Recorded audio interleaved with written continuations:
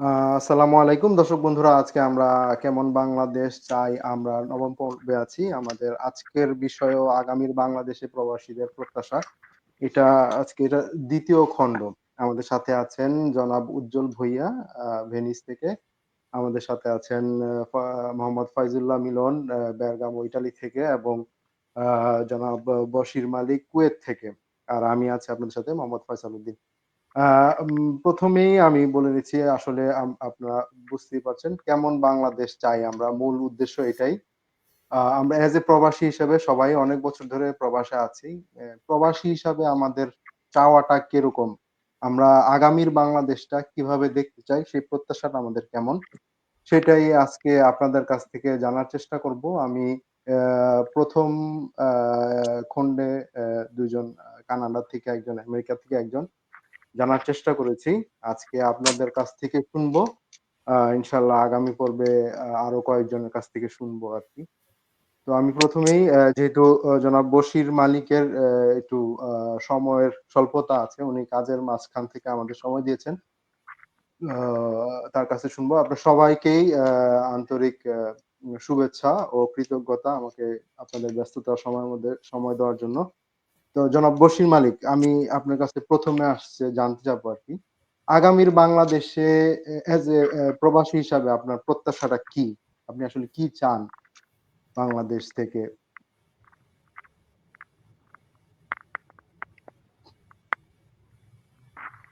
জনাব, জি, বশির মালিক আপনি কি আছেন, আমাদের শুনতে পাচ্ছেন?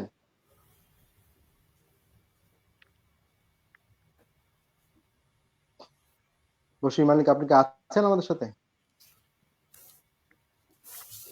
আমার মনে হয় কানেকশনের সমস্যা। ঠিক আছে, আমরা জনাব উজ্জ্বল ভুঁইয়ার কাছে যাই। আপনি যদি একটু বলেন, যেহেতু বশির মালিক আমাদের থেকে বিচ্ছিন্ন হয়ে গেছে। আচ্ছা, ঠিক আছে। আসসালামু আলাইকুম সবাইকে। বিশেষ করে জনাব ফয়সালকে অসংখ্য ধন্যবাদ আমাকে আমন্ত্রণ জানানোর জন্য। তো আগামী বাংলাদেশ বলতে আমাদের কাছে তো সবসময় বাংলাদেশ নতুন বাংলাদেশ। প্রতিদিনই মনে হয় যে বাংলাদেশ নতুন রূপে সাজবে বা সাজতেছে, বা আমরা বাংলাদেশকে নতুন একটা বাংলাদেশ হিসেবে দেখতে পারবো। এই প্রত্যাশা মানে 24 ঘন্টাই মনে প্রাণে লালন করে আমরা দিন কাটাই যারা প্রবাসী আছি আর কি। আর জি, এখানে আসলে ঢালাওভাবে প্রবাসীও আমি বলতে চাই না, আমার এটা হলো ব্যক্তিগত আমার অভিমত। কারণ প্রবাসী জি, যদি আমরা সবাইকে প্রবাসী হিসেবে নিই তাহলে এখানে একটু পার্থক্য হয়ে যায়। মূলত আমরা যারা রেমিটেন্স যোদ্ধা আছি, মূলত আমরাই বাংলাদেশের প্রবাসী যোদ্ধা। আর যদি প্রবাসী হিসেবে আমরা নিই তাহলে যারা বাংলাদেশ থেকে চুরি করে, টাকা পাচার করে, অর্থ আত্মসাৎ করে প্রবাস জীবন যাপন করছে, তারাও কিন্তু প্রবাসীর আওতায় আইসা পড়ে। জি, সুতরাং জিনিসটা একটু বোঝার বিষয় আমাদের। আমি একজন রেমিটেন্স যোদ্ধা হিসেবে আমি শুধু আমার আমার ভাইদের স্বার্থটাই আমি দেখবো। আমি জি, সামগ্রিক প্রবাসী হিসাবে আমি এই কথাটাকে ওইভাবে নিব না, তাহলে ওরাও এসে পড়ে আমাদের কাতারে। কিন্তু ওরা জি, তো ওদের আর আমাদের মধ্যে অনেক পার্থক্য থেকে যায়। জি। যাই হোক, একজন রেমিটেন্স যোদ্ধা হিসেবে আমাদের কারো বাংলাদেশ থেকে আমরা কোনো করুণা আশা করি না। আমরা জি, আমাদের যে প্রাপ্য সম্মান, যে জি, সম্মান আমাদের দরকার, যে মর্যাদা আমাদের দরকার, আমরা ওটাই আশা করি, ওটাই চাই, এবং অদূর ভবিষ্যতে আমরা এটা চাইতেই থাকবো। জি, পাওয়া না পাওয়া প্রত্যাশার এটা অনেক পিছনে থেকে যায়। কারণ আমি গতকাল কয়েকটা ইয়েতে দেখলাম যে বাংলাদেশ জার্নাল, যেটা দুই হাজার জি, তেইশে মানে 2023 সালে ওদের একটা রিপোর্টে ওরা উল্লেখ করেছে যে এই পর্যন্ত বাংলাদেশে প্রবাসীর সংখ্যা 1,55,00,000। জি, আর বাংলাদেশ যে যে কর্মসংস্থান যে ইয়েতে ওরা নিচে মানে ডাটাটা মানে 2023-এর যে প্রবাসী কল্যাণ মন্ত্রী উনার একটা বক্তৃতা থেকেই নিচ্ছে। উনি নিশ্চয় ডাটাটা উনার ইয়ে থেকেই একটা গ্রহণযোগ্য ইয়া থেকেই মানে উনি উত্থাপন করছেন। অপরদিকে জনশুমারি ও গৃহ গণনা যে 2022, ওইখানে জি, উল্লেখ করা হয়েছে মানে প্রবাসী সংখ্যা শুধু 55 লক্ষ। এক জি, কোটি 55 লক্ষ আর 55 লক্ষ, ডিফারেন্স কোথায়? 1 কোটির উপরও বেশি, 1 কোটির উপরে ডিফারেন্স হয়েছে 1 বছরের ওদের ডাটার দিয়েছে। তা আমাদের অবস্থান কোথায়? আমরা জি। মানে কতজন প্রবাসী বাইরে আছে আমরা এই গণনায় এখন পর্যন্ত আমরা মানে সঠিক দিতে পারি না। কিনতে পারেন, জি। জি। সঠিক তো বিষয়। জনাব আমরা এ আমি ১ সেকেন্ড হ্যাঁ, যদি আপনাকে থামাই, বশির মালিক আসেন, আমি উনাকে একটু শুনে উনাকে ছেড়ে দেই আরকি। যেহেতু উনি আচ্ছা, কাজের আচ্ছা, মাঝখানে আমাদের থেকে শরিক হয়েছেন। আ জি, আচ্ছা জনাব ঠিক বশির আছে। মালিক, আমরা যেটা জানতে চাচ্ছিলাম, আপনিও তো অনেকদিন যাবৎ প্রবাসে আছেন। এজ এ প্রবাসী না, হিসাবে না, আমাদের থাকবো, ফাঁকে ফাঁকে থাকবো। আচ্ছা, তারপর আপনি শেষ করে ফেলেন। আমরা তারপরে ভাইদের কাছ থেকে শুনবো আরকি। আপনি যদি একটু বলেন। জি, বশির মালিক। আসসালামু আলাইকুম।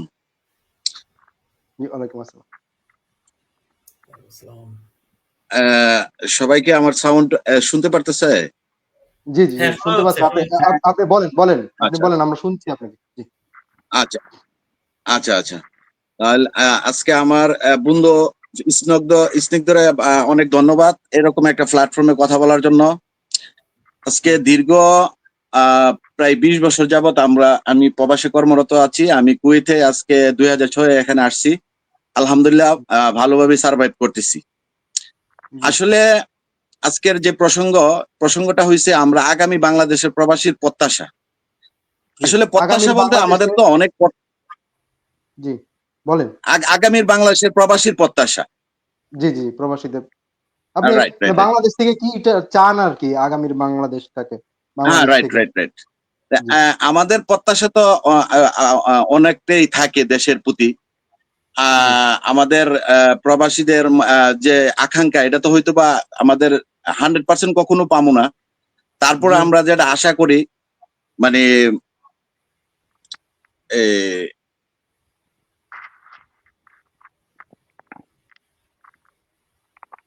জি। জনাব বশির, শুনছি বশির ভাই সাউন্ডটা মিউট দেখাচ্ছে। ও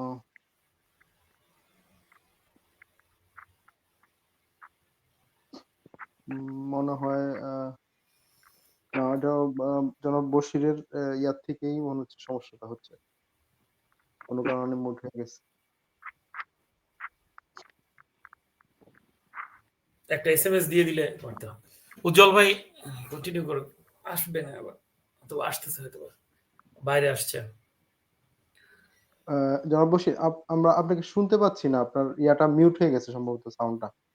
আপনি কি শুনছেন আমাদেরকে? জনাব বশির, আপনি কি শুনতে পাচ্ছেন আমাদেরকে?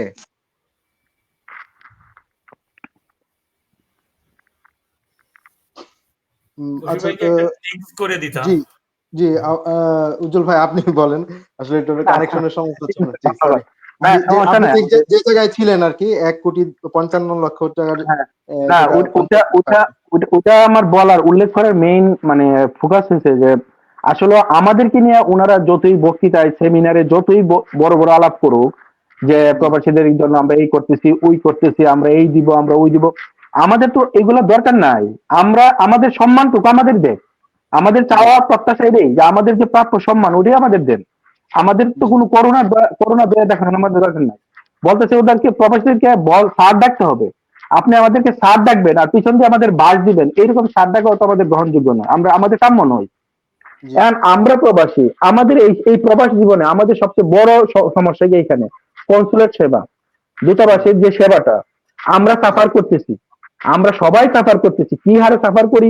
আমরা যারা প্রবাসী আছে আমরা মানে দিনে দিন এটা টের পেতেছি যে কি কি একটা দুর্বিষহ জীবন যে আমরা এই দূতাবাসের সেবা নিয়ে আমরা আমরা মূলত দূতাবাসে কি জন্য যাই, কনসুলেট সেবা কি জন্য যাই, আমাদের শুধু পাসপোর্ট নবায়ন করার জন্য যাই। আমরা তো ওনাদের কাছে কোনো সাহায্যের জন্য যাই নাই। আমরা তো ওনাদের কাছে কোনো কাজের জন্য যাই না যে আমাদের কাজ দেন, আমাদের সাহায্য করেন, আমাদের আর্থিক সাহায্য করেন। আমরা যাই, কোন না, প্রবাসী বলতে পারবে যে আমরা এই জন্য ওনাদের কাছ থেকে দ্বারস্থ হই? আমরা যাই কি আমাদের পাসপোর্টটা নবায়ন করার জন্য।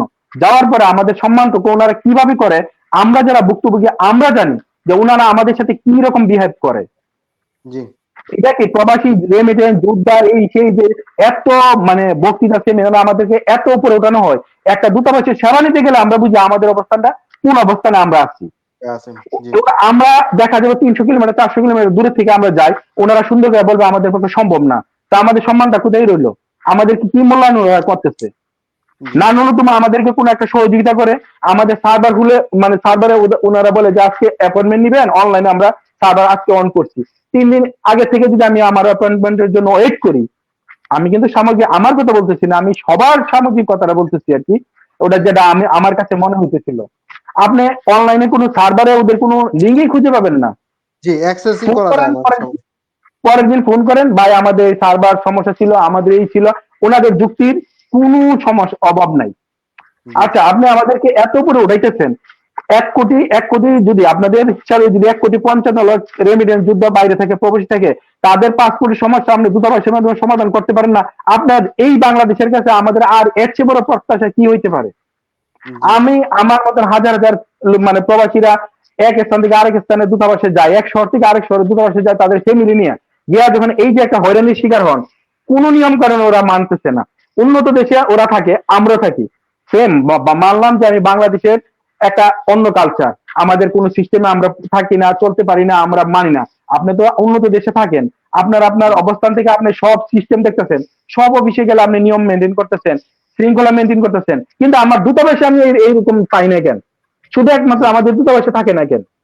এটা এটা আমাদের প্রতি একটা অবহেলা না, অসম্মান করা হইলো না?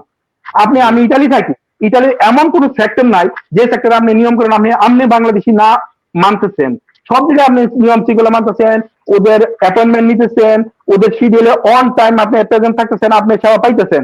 একমাত্র আমার রিপ্রেজেন্টেটিভ যে বাংলাদেশ দূতাবাস আমার এখানে করতেছে, আমি আজ পর্যন্ত কোনোদিন ইন টাইম কোনো কিছু পাই নাই। আমি যেহেতু এটার ইয়েতে আমি বলতেছি, বিশ্বের কোন জায়গায় বাঙালি যারা প্রবাসী আছেন, আমরা কোথাও এই সেবাটা সুন্দর মতো, ঠিকভাবে পাই না। সুষ্ঠু মতো, নিয়ম শৃঙ্খলা নিয়ম মাফিক কেউ পাইতেছি না। তো আমরা যখন এইখানেই প্রত্যাশাটা আমাদের পূরণ হইতেছে না, আমরা বাংলাদেশ তো আমাদের বহু দূরের পিছনের অংশ, আমরা কিভাবে আমরা আশা করি, প্রত্যাশা করি নতুন বাংলাদেশ? এখন প্রতিদিনই আমাদের কাছে আমাদের বাংলাদেশ নতুন বাংলাদেশ।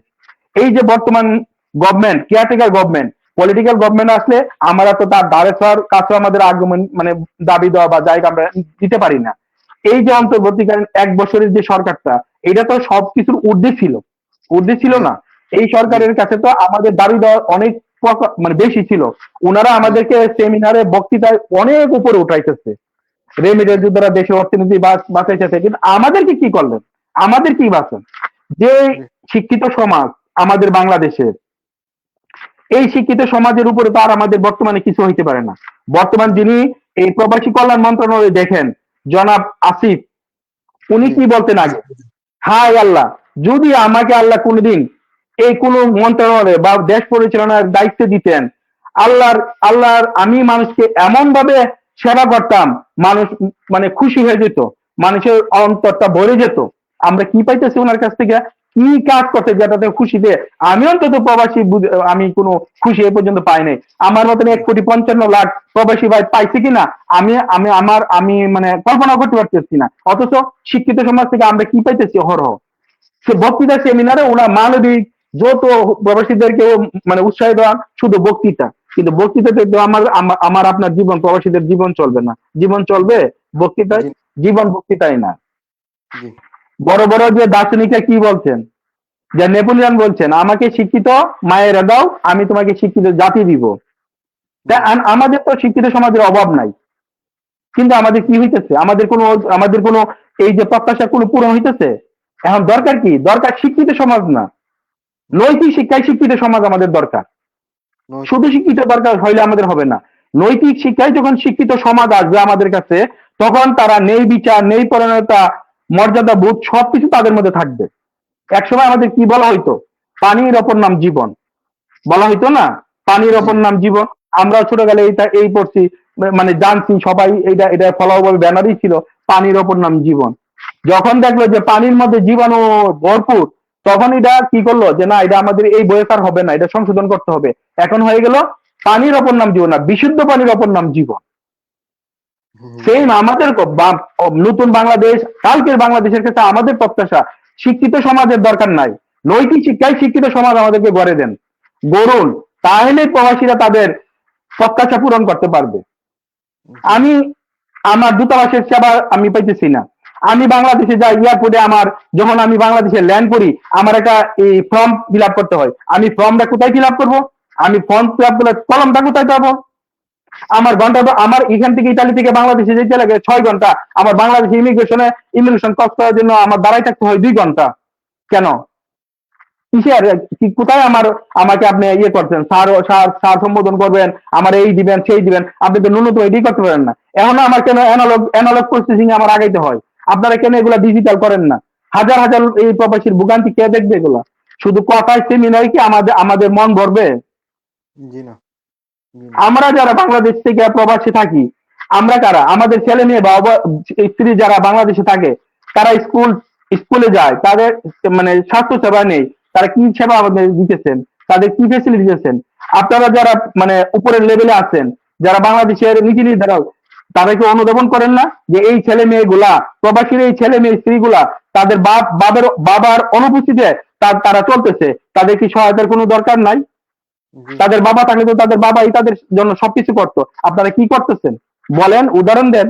প্রবাসীদের কাছে আমি জিজ্ঞেস করি, আপনারাও জিজ্ঞেস করেন, আমরা কি পাই? আপনাদের কাছে তো আমরা কোনো করোনা চাই না।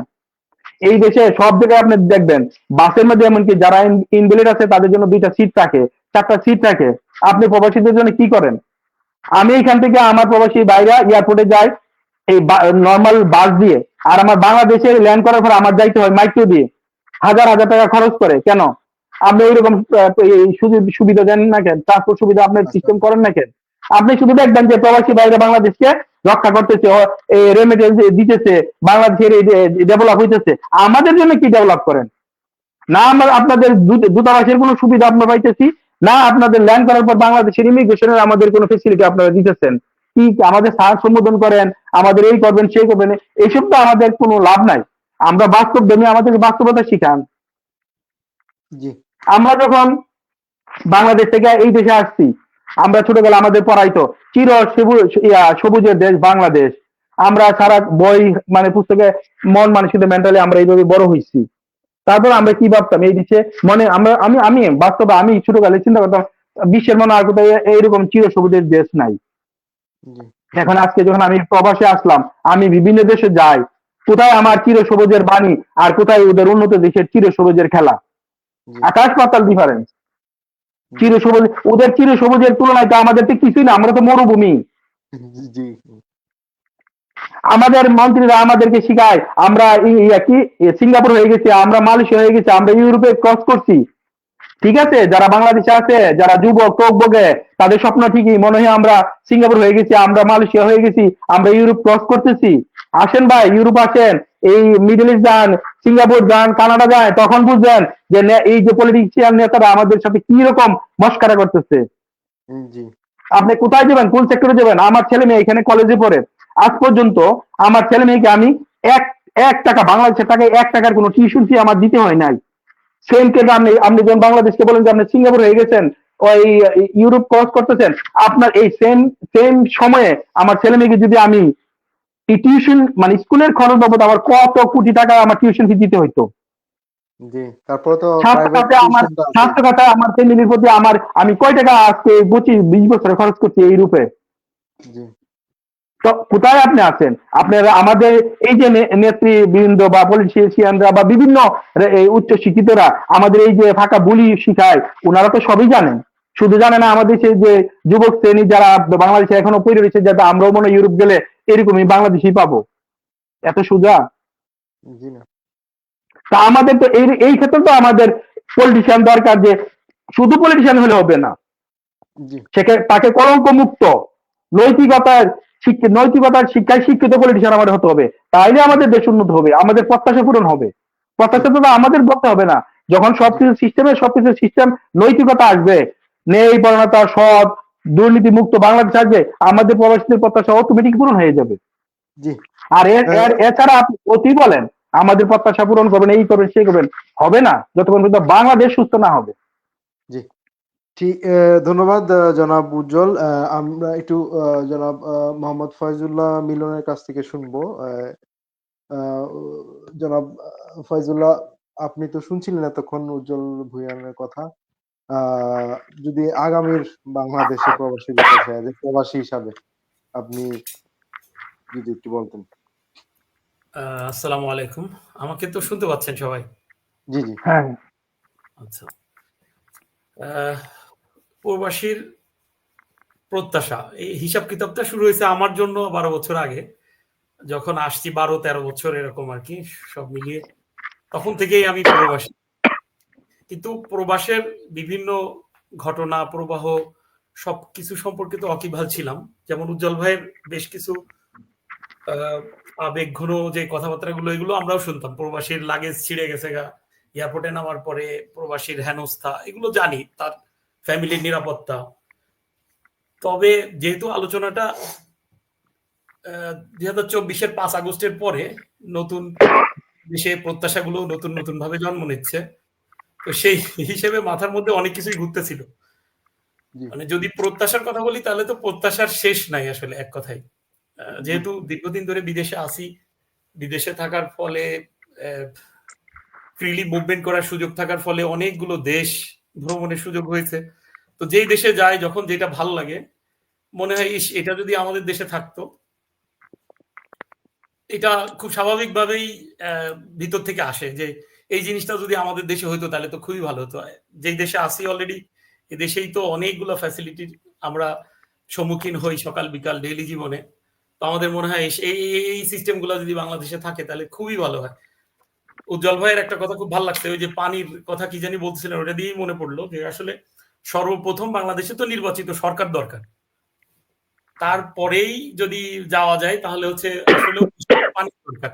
কারণ বাংলাদেশে আমরা যতগুলো বড় বড় সমস্যা আছে তার মধ্যে একটা হচ্ছে যেই জিনিসগুলো আমরা সরাসরি কনজাম করি, ধরেন মৌলিক চাহিদার যে ব্যাপারগুলো, তার মধ্যে খাদ্য, বস্ত্র, অন্ন, বাসস্থান সবই আমরা জানি, শিক্ষা, এগুলো সবটাই প্রায় ধ্বংস হয়ে গেছে স্বাধীনতার পরেও। তার মধ্যে খাদ্য তো অবশ্যই। এই যে পানির কথা বললাম, ঢাকা শহরের পানি কি অবস্থা এটা সবাই জানে। সারা বাংলাদেশেই যদিও আমরা বদ্বীপ, নদ নদী, খাল বিল, অভাব নাই আমাদের, তারপরেও আমাদের বিশুদ্ধ পানির কিন্তু অভাব আছে। সিঙ্গাপুরের মতন ছোট্ট দেশ, তারা ইউরিন রিফাইন করে বিশুদ্ধ পানির ব্যবস্থা করতে পারে। আমরা কতটা পিছাই গেছি মন্ত্রীদের মুখে, আমরা বাংলাদেশ হয়ে গেছি, অনেক কিছুই হয়েছি, অন্তত বিশুদ্ধ পানিটা দিতে পারতেছি না আমাদের মাস পিপুলের জন্য। এটা তো প্রথম কথা থাকলোই।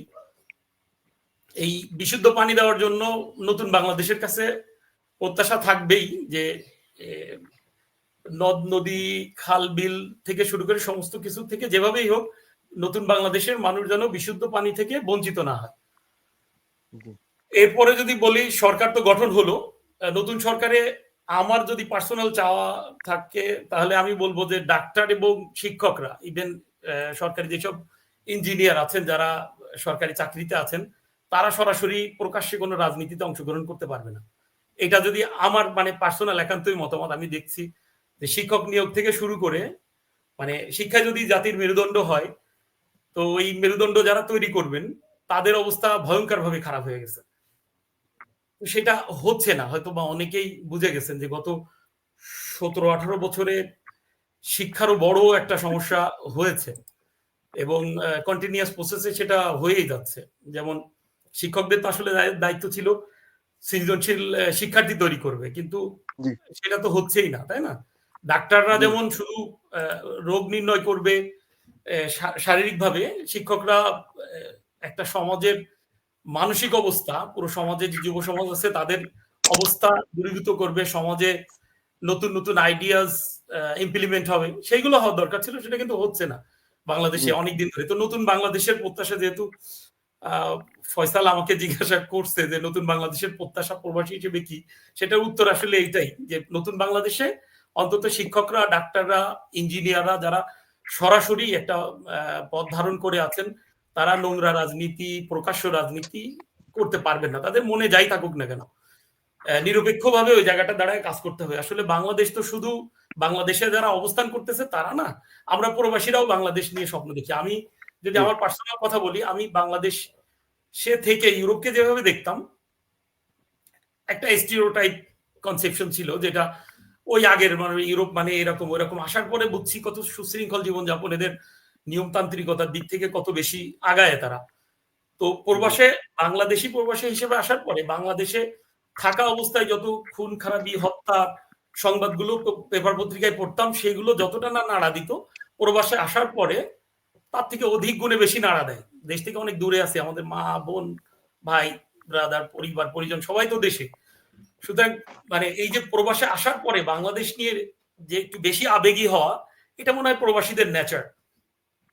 এটা মনে হয় সবার জন্যই প্রায় একই, সেটা জি। সে যে প্রান্তেই থাক। তো নতুন বাংলাদেশের কাছে ডেফিনেটলি এই প্রত্যাশাটা থাকবে যে নতুন বাংলাদেশ গড়ার সময় তারা যেন এটা মাথায় রাখে যে এই মানে 24-এ আগের যা যা ঘটছে সেগুলো থেকে তারা বেড়ে এসে নতুন করে নতুন বাংলাদেশ নিয়ে ভাবতে শিখে আর কি। আর আরেকটা জিনিস যেটা বলতেই হয় সেটা হচ্ছে নেশামুক্ত বাংলাদেশ। নতুন বাংলাদেশের কাছে এটা প্রত্যাশা আমি করতেই পারি। এই আলোচনা সম্ভবত অনেকবার অনেকভাবে অনেকেই করছে। ফয়সালের এই চমৎকার অনুষ্ঠানের 9ম পর্ব চলতেছে। ১ম পর্বেই দারুণ করে প্রবাসীদের অনেক প্রত্যাশা, বিশেষ করে কানাডার ওই ভাইটা, আমেরিকার যে ভাইটা চমৎকার বিশ্লেষণ করছেন ওনারা। প্রবাসী কারা, কিভাবে কি 2 কোটি হোক বা উজ্জ্বল ভাইয়ের মতে 1,55,00,000 লক্ষ হোক বা শুধুই 55 লক্ষ হোক, একজন প্রবাসীও প্রবাসী। যেমন ভাইয়ের উজ্জ্বল ভাইয়ের সাথে সম্মানের সাথেই দ্বিমত পোষণ করছি এক জায়গায়, সেটা হচ্ছে যে ভাই হয়তো কিছু চায় না, যে ঠিক আছে আমার এয়ারপোর্টে যে আমি হ্যাসেল ফ্রি হয়ে বেরোতে চাই, কিন্তু একজন প্রবাসী যার ওখানে আসলে পার্মানেন্ট রেসিডেন্ট হওয়ার সুযোগ নাই, যার পাসপোর্ট পাওয়ার সুযোগ নাই, তার জন্য বাংলাদেশের কাছে অনেক প্রত্যাশা, ছোট ছোট ছোট ছোট ছোট ছোট করে ছোট বড় অনেক প্রত্যাশা থাকে। তো সেই প্রত্যাশাগুলোর জন্য আমরা একটু প্রিভিলেজড কান্ট্রিতে থাকি, আমাদের প্রত্যাশা একটু কমই, হয়তো অনেকে ফিরবো না, অনেকে এখানে কবরের মাটি কিনতেছে, মসজিদ আছে, মাদ্রাসা আছে, সুযোগ সুবিধা প্রচুর বাড়তেছে। আমরা যারা বিদেশি, যেমন প্রবাসী তো আসলে একটা মানে শর্ট হয়ে যায়, যদি ইউভাল নোয়া হারারির ওই বইয়ের রেফারেন্স দিয়ে বলতে চাই তাহলে পৃথিবী জুড়েই প্রবাসী। মানে আমরা তো আসলে ওই আমেরিকার ভাইটা যেমন বিশ্লেষণ করতেছিল, আমাদের যে মাটি, আমাদের যে বান্দরবন বা ইয়া মিলে যে বাংলাদেশ, আসলে বাংলাদেশের মাটির হিসাব করতে গেলে দেখা যাবে বহু পুরাতন ইয়া থেকে মারমা, তারপরে অন্য যারা চাকমা, ওরাই হচ্ছে অরিজিনাল বাংলাদেশী আসলে। হ্যাঁ, আমরাও আসছি দেখা যায় কোনো না কবে কনভার্টেড হয়ে, সেটা 1000 বছর বা 2-4 হাজার বছরের কাহিনী। সেই হিসেবে আসলে পৃথিবীর সবাই কোনো না কোনো ভাবেই প্রবাসী। ডোনাল্ড ট্রাম্প প্রবাসী পছন্দ না করলেও তার নানা নানি দাদা দাদি সবাই প্রবাসী। আমেরিকার বয়সী মাত্র 400-450 বছরের বেশি না। সুতরাং আমরা জানি এটা পলিটিক্যাল কারণে বা গ্লোবাল পলিটিক্সের কারণে এটা হয়ে থাকে, এটা হয়। সেই হিসেবেই প্রবাসী আলোচনা। তারপরেও যেমন আমি ফিল করি, আমার সন্তানরা হয়তো বা অতটা ফিল করবে না, তার সন্তানরা যদি এখানে, তারা হয়তো বা বাংলাদেশের প্রবাসীর প্রত্যাশা ইত্যাদি ইত্যাদি তো ফিল করবে না। তারপরে ছোট করে একটু বলি, নেশামুক্ত বাংলাদেশ গড়ার দরকার এই কারণে প্রচন্ড রকম ধ্বংস হচ্ছে। কিশোর গ্যাং থেকে শুরু করা বাংলাদেশে যা হচ্ছে সেটা মানে কোনোভাবেই সম্ভব না। হয়তো বা আপনারা কোরিলেট করতে পারবেন যে ঠিক আছে, শিক্ষকরাই যদি সেভাবে দায়িত্ব পালন করে তাহলে হয়তো বা একটা নেশামুক্ত সমাজ গড়তে পারে। আমার বাড়ি যশোর বেনাপোলের একদম বর্ডারে, মানে আমি যদি চাই হিসু করলে ইন্ডিয়া যে পড়বে। আমি জানি কিভাবে বর্ডারটা খোলা থাকে। ফয়সালের বাড়ি যেহেতু ব্রাহ্মণবাড়িয়া, সেখানে একটা বর্ডার আছে, জানে যে বর্ডারের এলাকাগুলো কি পরিমাণ খোলা ছিল। ফেলানি হত্যা থেকে শুরু করে এগুলো তো ছিলই, কিন্তু নেশা জাতীয় দ্রব্য যাতে আমার দেশে ঢুকতে পারে সেই হিসেবে দারুণ একটা ছাড় ছিল ভারতের। তো নতুন বাংলাদেশে অন্তত এইটা ঠিক রাখবে, তারা শুধু স্টার প্লাস দিয়েই ধ্বংস করতেছে তা না, ফিজিক্যালি অনেক মানে এমন এমন নেশাদ্রব্য আসছে গত কয়েক বছরে যেগুলো না আমি জীবনে প্রথম শুনছি এই মাঝ বয়সে এসে। আমার কাছে খুব অবাক লাগে যে এই ধরনের নেশা জাতীয় জিনিসের নাম সেটা শুনিও নাই, সেগুলো ইন্ডিয়া থেকে আসতেছে, মায়ানমার থেকে আসতেছে। সেই বর্ডার কন্ট্রোলটা যাতে থাকে নতুন বাংলাদেশে, ঠিক আছে। তো এই ধরনের আরো অনেকগুলো আছে। তার মধ্যে একটা অন্যতম জিনিস হচ্ছে গত কয়েক বছর ধরে, যেমন আমাদের 53-54 বছর বয়স হয়েছে আমাদের দেশের, আমরা একটা মুসলিম প্রধান দেশ। হ্যাঁ, তো এখানে ব্লাসফেমি একটা বড় ব্যাপার। ব্লাসফেমি বাংলাদেশে হয়, ধর্ম অবমাননার যে বিষয়টা আছে সেটা বাংলাদেশে নানান ভাবে নানান ইস্যুতে হয়ে থাকে। বাংলাদেশ যেহেতু প্রায় 88% বা 90-95% মুসলমান, অন্য ধর্মের লোকজনও তো আছে। তো ব্লাসফেমির প্রভাবটা তাদের পরে বেশি পড়ে, আবার অনেক সময় ইয়ার উপরে পড়ে। তো সেই দিক থেকে চিন্তা ভাবনা করতে হবে যাতে ব্লাসফেমি আইন যার তার পরে লাগায় তৌহিদি জনতা নাম দিয়ে যে কোনো মানুষকে মারা যেন জায়েজ হয়ে যায় এবং অন্যরা বাহবা দেয় বা গ্রুপ গ্রুপ তৈরি হয়ে যায় বিভিন্ন সেপারেশনে। আমরা আসলে নতুন বাংলাদেশে জিনিসটা দেখতে চাচ্ছি না। নতুন বাংলাদেশ হবে সহনশীল, নতুন বাংলাদেশ যাত্রার কথায় নাচবে না, নতুন বাংলাদেশ তৌহিদি জনতার নাম দিয়ে কারোকে হত্যাটা করতে যাবে না, নিজের হাতে মানুষ হত্যাটা করবে না। এই এই এই বিষয়গুলো যেটা হয়ে আসতেছে দীর্ঘদিন ধরে, আমি নতুন বাংলাদেশের কাছে প্রবাসী হিসেবে আমার এই চরম আকারে এই প্রত্যাশাটা, এটা আসলে বুঝে রাখা উচিত যে আমরা যদি পুরো পিছনে যাই, এখন তো আমরা ইবনে সিনা হসপিটাল দেখি, ইবনে সিনাকে নিয়ে নানান কিছু করি, নজরুলের কবিতা পড়ি, গান পড়ি, নজরুলের এত সুন্দর সুন্দর গজল রয়েছে, সেগুলো শুনি, কিন্তু তাদেরকেও এই ব্লাসফেমি হিসেবে মারপিট করা হয়েছে। যদিও আলোচনাটা একটু ভিন্ন প্রসঙ্গে চলে যায়, কিন্তু নতুন বাংলাদেশের কাছে প্রত্যাশা, কারণ এখনকার জেনারেশন জেনজি বলি যাই বলি, ওরা অনেক স্মার্ট। আমরা বিদেশে আসার পরেও আল্লাহ তাআলা আমাদেরকেও নলেজ দিছে, আমরাও চিন্তা করতে পারি, আলাপ করতে পারি। আজকে যেমন বসা হয়েছে, এরকম আলোচনার প্রচুর সুযোগ থাকবে, জ্ঞান যাতে আরো মানে প্রসারিত লাভ করে, আরো যেন সংকীর্ণতায় ডুবে না যায়, সেই বিষয়টা খেয়াল করা। যদি এর পরে বলি তাহলে হচ্ছে এটা আমার অনেক দিনের ইস্যু। এটা আমি অনেকগুলো বন্ধুদের আলোচনায়, যদিও প্ল্যাটফর্মে আলোচনা করা এবারই প্রথম আঙ্কেলের মাধ্যমে, আমি ফয়সালকে যদিও আঙ্কেল বলে ডাকি, বন্ধু আমার। তো এইখানে আমার একটা বড় চাওয়া, দীর্ঘদিনের চাওয়া, সেটা হচ্ছে বাংলাদেশে মহিলাদের জন্য মূত্র বিসর্জনের জায়গা, পেশাবখানা তৈরি করা। নতুন বাংলাদেশের কাছে আমার প্রত্যাশা থাকবে বাংলাদেশের প্রত্যেকটা মেট্রোপলিটন সিটিতে, প্রত্যেকটা, ইভেন ঢাকা শহরে তো অবশ্যই, এছাড়া জেলা শহরগুলোতেও মহিলাদের জন্য পেশাব পায়খানার ব্যবস্থা থাকবে, যাতে বাংলাদেশে কোনো মহিলা পেশাব আটকে প্রসবজনিত রোগে আক্রান্ত না হয়। আপনারা অবাক হয়ে যাবেন 2024-25 বা এই সময়ের যে রিপোর্ট, বাংলাদেশে কিডনি এবং পেশাব আটকানোর ফলে যে রোগগুলো হয় সাধারণত মূত্রথলি, সেটা ভয়ঙ্কর সত্যি কথা। আমি বলতেছি এটা সোজা কেন নতুন বাংলাদেশের জন্য, এটা কেউ ভাবে নাই হয়তো বা। বাংলাদেশকে একসময় মানে মসজিদের দেশ, বা ঢাকা শহরকে মসজিদের শহর বলা হতো।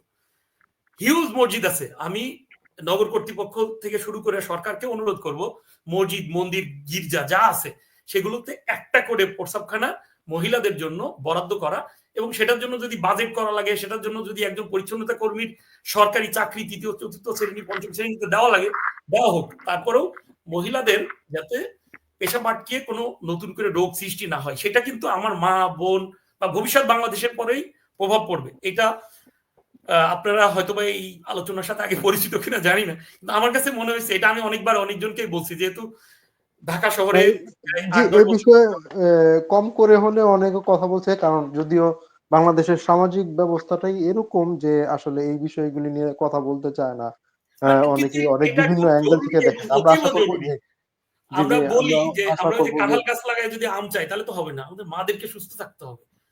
যারা আমি একটু মাঝখানে ইন্টারফেয়ার করি, ওই জিনিসটাই তো আমি বলতে চেয়েছিলাম যে যারা আমাদের উচ্চ লেভেলের যারা নীতি নির্ধারকগণ আছেন, তারা তো সবাই বিদেশ সফর করেন, সরকারি সফরই ওনারা আসেন। ওনারা কি দেখেন না যে প্রত্যেকটা দেশেই যে টয়লেট প্রসেসিং এটা 2টা পার্ট করা, একটা পুরুষের জন্য একটা মহিলাদের জন্য, প্রত্যেক দেশে। শুধু আপনি বাংলাদেশের বাইরে যান, সব দেশে আপনি এই সিস্টেমটা পাবেন। তো বাংলাদেশে যাওয়ার পরে ওনারা যখন বাংলাদেশে ব্যাক করেন, ওনাদের মাথায় এই আইডিয়াটা কেন আসে না? এত বছর 55 বছরের লাইফে ওনারা কি কোনো মানে নীতি নির্ধারকের মাথায় এটা আসে না যে আমাদের দেশ অন্তত এই সিস্টেমটা চালু করা দরকার, যে আমরা পুরুষের জন্য একটা বাথরুম, মহিলাদের জন্য 2টা সেপারেট করি? করবে না তো ভাই। আমি যে এই জন্য আপনাকে বলছি, আমি গত কয়েকদিন আগে ছুটিতে দেশে গেলাম। আমরা তো 25 বছরে এইখানে এই দেশের নিয়ম কারণে অভ্যস্ত হয়ে গেছি না। আমি যখন কোনো কিছু একটা ডাস্টবিনে মানে ফেলার জন্য আমি খুঁজি, লোকজন দেখে হাসে, করে কি? আমি যখন কোনো একটা অফিসে গিয়ে লাইনে দাঁড়াই, লোকজন হাসে, করে কি? আমি পিছনে লাইনে দাঁড়ায় দিয়েছি, লোকজন দাঁড়াচ্ছে, ও সামনে যেতেছে, যান ভাই সামনে যান কেন, লাইন মেনটেন করেন, আমি তো লাইনে আছি, আপনি আমার পিছনে আসছেন, আপনার ভাই আমার সময় নাই, আমার যাইতে হবে। তো ওনারে যে মানে যেই সেক্টরে যায়, ওরে যখন জিজ্ঞেস করি আপনি নিয়মটা মেনটেন করতেছেন না কেন, আমি তো 1 ঘন্টা যাবত লাইনে দাঁড়িয়ে দিচ্ছি, আমার পিছন থেকে সবাই সামনে চলেছে, আপনি কি চান? আপনি আপনার নিয়মটা বানান করেন, ঠিক আছে, আপনার কাগজটা, আপনার জিনিসটা আপনি আমাকে দিয়ে দেন, শেষ করেন। ওরা আমার পিছন থেকে দেখতেছে, ওনারা হাত মুট করে কি সাথে দিয়েছে, উনি চিনে, আমি ঘন্টার পর ঘন্টা বেকুবের মতন দাঁড়িয়ে রইলাম। তো কি মানে নতুন বাংলাদেশ, ভবিষ্যৎ বাংলাদেশে আমরা কি আশা করবো? প্রবাসীর 1,55,00,000 যারা আমরা আছি, আমরা একটা নিয়ম শৃঙ্খলা প্রত্যাশা করি। আমরা এইসব দেশ থেকে নিয়ম শৃঙ্খলা শিখে বাংলাদেশে শিখেছি, গিয়ে বাংলাদেশ থেকে আবার আমার সেম এই জিনিসটা পুরাটাই ব্যাকআপ করে যা শিখে গেলাম, তা কোনো অ্যাপ্লাইয়ের জায়গা আমি পেতেছি না। আমি আবার আমার চিন্তা করি আমি কখন আমার গন্তব্যস্থলে যাওয়ার পরে আমার জিনিসটা আবার আমি আমার মানে ইয়েতে আমি মানে জীবনটাকে শুরু করব। ইতালির লাইফে 25 বছর লাইফে, মানে 20 বছর লাইফে 2 মিনিটের জন্য কারেন্ট যায় না ওদের দেশে। আমি তো আমাদের দেশে এইগুলো নিয়ে আলোচনা করতেছি না, যেটা আমাদের দেশে অসম্ভব, আমি তো এইগুলো বলতেছি না। আমি আমার মৌলিক যে জিনিসগুলা, আমার যে ন্যূনতম যে জিনিস, এগুলো চাইতেছি। 20 বছরে ওদের এই ইতালিতে 20 বছরে আমার শহরে আমি দেখি না 1 মিনিটের জন্য কারেন্ট দিয়েছে, অথচ কারেন্ট ওদের নিজস্ব উৎপাদন না, ওরা ফ্রান্স থেকে রাশিয়া থেকে কারেন্ট ওরা মানে ক্রয় করে নিয়ে আসছে। আর আমাদের দেশে আপনি ঘুমাইতে পারবেন না, দিনের পর দিন কারেন্ট থাকে না। এগুলো তো আমি বলতেছি না যে এগুলো আমাদের প্রবাসীদের জন্য আপনি মানে ঠিক করে দেন। আপনি আমার ন্যূনতম যে চলার যে জায়গাগুলা এইগুলা ঠিক করেন। আপনি অফিস আদালতে আপনি এখন যদি আপনি এই সিস্টেমে না যান, আপনি আর কখন যাবেন?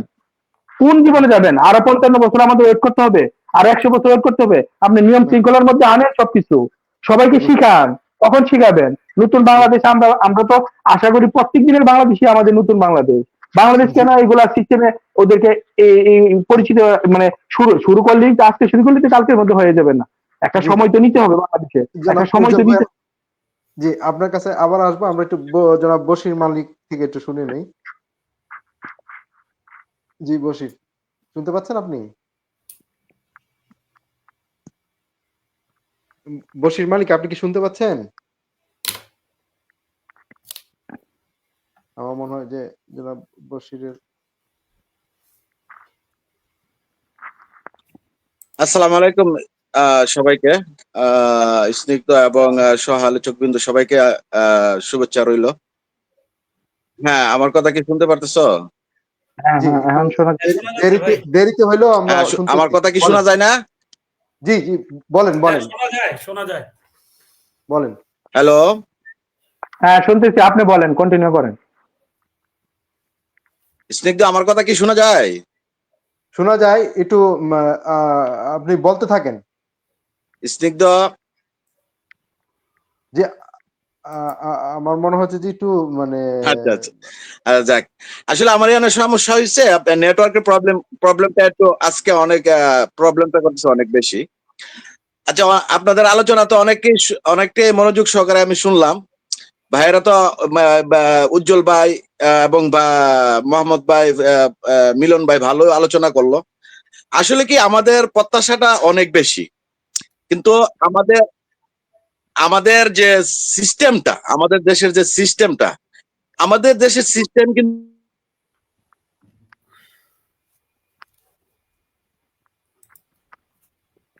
আমার মনে হচ্ছে যে জনাব বশির মালিক আসলে আমাদের থেকে টাফ হয়ে যাবে আর কি। আচ্ছা, আমি ভাই সিস্টেমের জনাব। কথা বলতেছিল বশির ভাই, মানে আমি হ্যাঁ যেটা দিয়ে শুরু করতেছিলাম, আসলে প্রথমেই তো জি সরকার একটা জি দরকার, নির্বাচিত সরকার। জি, আমি কি বলবো আঙ্কেল? হ্যাঁ বলুন। জি না, এইটাই ভাই মনে হয় এইটা দিয়ে শুরু করতো যে অনেক প্রবলেম তো মোহাম্মদ ফয়জুল্লাহ ভাই, উজ্জ্বল ভাই বললো, আসলে জি সিস্টেমটা ভাই মনে হয় ওইটা দিয়েই শুরু করতেছিল। জি আহ, ধরে নিই ভাই সিস্টেম বলতে ওই সরকার পরিবর্তন বা হয়তোবা নির্বাচিত সরকার আসলে আস্তে আস্তে আস্তে সিস্টেমের পরিবর্তনের কথাই আসলে হয়তো আমার নেটওয়ার্কের সমস্যা, সরি ব্যাপারে তোদেরকে ডিস্টার্ব করার জন্য দুঃখিত। আসলে আমার প্লেসটা আসলে নতুন প্লেস, এখানে 1 মাস হয়েছে আসছি। প্লেসটা দোকানের মধ্যে প্রচুর নেটওয়ার্কের প্রবলেম করে আর কি। আমিও আচ্ছা কমপ্লেন করছি, হয়তো এখনো এটা করে নাই। আচ্ছা যাক, যেটা বলতেছিলাম, আমাদের প্রত্যাশা, সংক্ষিপ্ত আকারে আমার মতামতটা প্রকাশ করি। আমাদের প্রত্যাশা হয়েছে, আমাদের প্রবাসীর যারা প্রত্যাশা করি আমরা, যেটা আগামীর বাংলাদেশে আমরা আশা করি আমরা সার্ভিসটা ভালো পাবো। মানে আমাদের অন্ততপক্ষে এয়ারপোর্টে আমাদের একটা ভয় করে যে আমরা চুরের মতো মনে হইতেছে, পুলিশের কাছে মনে হইতেছে আমরা একটা ভয় বয়ে আছে, আটকাই দিবে নাকি, বের হইতে পারবো কিনা, মাল সামানা নিতে পারবো কিনা, একটা মারাত্মক একটা প্যারাশানি থাকি। কখন আমি এয়ারপোর্টে বের হইলে, গাড়িতে উঠলে আমার মনে হয় যে একটা প্রশান্তি লাগে। মানে আমার অন্ততপক্ষে এয়ারপোর্টে গেলে যে, আমি কুয়েত এয়ারপোর্ট বা বিভিন্ন দেশের এয়ারপোর্টে আমি গেছি, ওই দেশি এয়ারপোর্টের কাছে আমার কাছে বুক ফুলায় কাজ করতে ভালো লাগে। কাগজপত্র দেখাইলে আপনার কোনো প্রবলেম হয় না, মানে সবকিছু আমি দেখাইলে কাগজের উপর, মানে আমার সবকিছু ওকে আছে, কিন্তু আমি দেখাইতে পারতেছি। জি,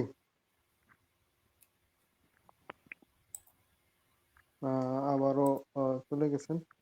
আমরা যাই বুঝতে পারছি জনাব বশির মালিক থেকে একটু সমস্যা হয়েছে।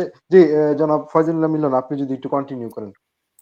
আচ্ছা, ও যেটা বলছিলাম ভাই, তো নেটওয়ার্কের সমস্যা হচ্ছে, দোয়া করি তার নেটওয়ার্কের সমস্যা দূর হয়ে যাক, যেহেতু অভিযোগ জানাইছে চলে আসবে হয়তো সমস্যা, আশা করতেছি বশির ভাইয়ের সমস্যা দূর হবে। তো আমি যেটা বলতেছিলাম, ভাইও মাঝখান দিয়া উজ্জ্বল ভাই দারুণ করে আরো কিছু পয়েন্ট যোগ করছে যে আমরা আসলে ভূমি অফিস থেকে শুরু করে থানা, হসপিটাল, যেখানেই যায় আমাদের লাইন দিয়ে দাঁড়ায় থাকা লাগে। সেই লাইনটা আবার হয় 2 নম্বরই, লাইন বিক্রি হয়। আপনি ডাক্তারের সিরিয়াল বিক্রি হয় বাংলাদেশে। আপনি ডাক্তার দেখাবেন, সেই সিরিয়াল বিক্রি হয়, এটা জানেন, আমরা সবাই পরিচিত। এইগুলো থেকে আমরা নতুন বাংলাদেশের কাছে প্রত্যাশা থাকবে যে একটা ডাক্তার আসলে কতজন রোগী দেখতে পারবেন সেটার একটা নির্দিষ্ট মানে সিস্টেম থাকবে, যেখানে আসলে ওইভাবে হবে না আসলে, মানে যদি সিস্টেমের পরিবর্তন না হয়। নতুন বাংলাদেশের কাছে প্রত্যাশা তো থাকবে ওইটাই। এরপরে যদি আমি যে এখান থেকে শেষ করতেছিলাম, মানে বলতেছিলাম যে একটা করে ওয়াশরুম অন্তত মা বোনদের জন্য, যেটা ফ্রি হতে পারে অথবা একেবারে স্বল্প মূল্যের কিছু হইতে পারে, এবং যাই টুকটাক আছে সেগুলো যাতে পরিচ্ছন্নতা ইয়ে করে থাকে। এবং এইখানে একটা ব্যাপার আছে, অনেকে এই চাকরিগুলোতে যেতে চায় না। আপনি শুনে মানে যারা শুনতেছেন, যদি ইউরোপের বাইরে কেউ থাকেন, শুনলে অবাকই হবেন যে এখানে পরিচ্ছন্নতা কর্মীদের বেতন সব থেকে বেশি। বাংলাদেশে পরিচ্ছন্নতা কর্মীতে লোকজন যেতে চায় না। আরে তুমি মাস্টার্স পাস করছো, তুমি পরিচ্ছন্নতা কর্মী হবা? তো এই অ্যাটিটিউডটা থেকে বের হয়ে আসা পুরো বাংলাদেশের জন্য আমার আহ্বান থাকবে এটা।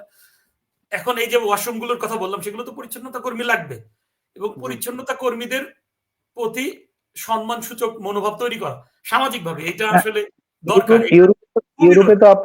ইউরোপে তো আপনার এইসব সেক্টরে ওদেরকে যথাযথ মূল্যায়ন করা হয়, যথাযথ সম্মান দেওয়া হয়, এই জন্য তো অভাব হয় না এইসব সেক্টরে। হ্যাঁ হ্যাঁ, ওই মূল্যায়নটা দরকার, যে তাদের প্রতি যেন সম্মানসূচক দৃষ্টিভঙ্গি পুরা বাংলাদেশে তৈরি হয়। একেবারে খুব পরপরই খুব গুরুত্বপূর্ণ একটা পয়েন্ট যদি বলি, যেটা নিয়ে প্রচুর খেলা হয়েছে রাজনীতির মঞ্চে, সেটা হচ্ছে বাংলাদেশের কওমি মাদ্রাসা। এটা কিন্তু বিরাট একটা সংখ্যায় আমরা মেইন স্ট্রিম স্কুল, কলেজ বা আলিয়া মাদ্রাসা বা অন্য জায়গায় যারাই লেখাপড়া করে আসছি অথবা কওমি মাদ্রাসায় পড়ছি, বা বাংলাদেশের যে কোনো ধারায় আমরা যারা লেখাপড়া করছি, আমরা হয়তো ভুলেই যাই যে বিরাট একটা সংখ্যায় এতিমখানা, বেফাক মাদ্রাসা, এই ধরনের কওমি মাদ্রাসার একটা বিরাট সংখ্যা আছে, যাদের এখন অনেকাংশে চিনে হেফাজতে ইসলামের ওই ইয়া ধরে চিনে যে হ্যাঁ শফি হুজুর তার মানে তো ওইটা, এখনকার মামুনুল হক তার মানে তো ওইটা। এইখানে সংখ্যায় অনেক, কয়েক কোটি তারা সংখ্যায়, এবং তারা প্রচন্ড রকম মেধাবী, সমাজে তারা অবহেলিত। এই কওমি মাদ্রাসার বিষয়টা শেখ হাসিনা বুঝতে পারছিলেন হয়তো বা কিছু বছর আগে, সে কিন্তু ঠিকই কাজে লাগাইছে কি তার নির্বাচনের ভোট কাস্টিং এর জন্য।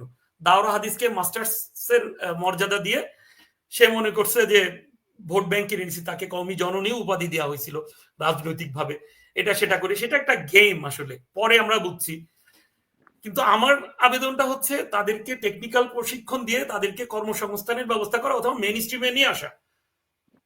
আমরা তো থ্রি ইডিয়টস মুভিতে দেখছি যে কিভাবে আমির খান মানে যেই ক্যারেক্টারটা করছেন সেই লোকের অরিজিনালি তার অবস্থান আছে, এবং এটা সম্ভব, টেকনিক্যালি উঠায় নিয়ে আসা সম্ভব। আমরা তাদের যে হীনমন্যতা থাকে, তাদের কর্মচারী বিরাট একটা সংখ্যক মানুষ, তারা শুধু মসজিদ ভিত্তিক কর্মচারী, সবাই আহমদুল্লাহ মিজানুর রহমান আজারি হয় না, এটা বুঝতে হবে আগে।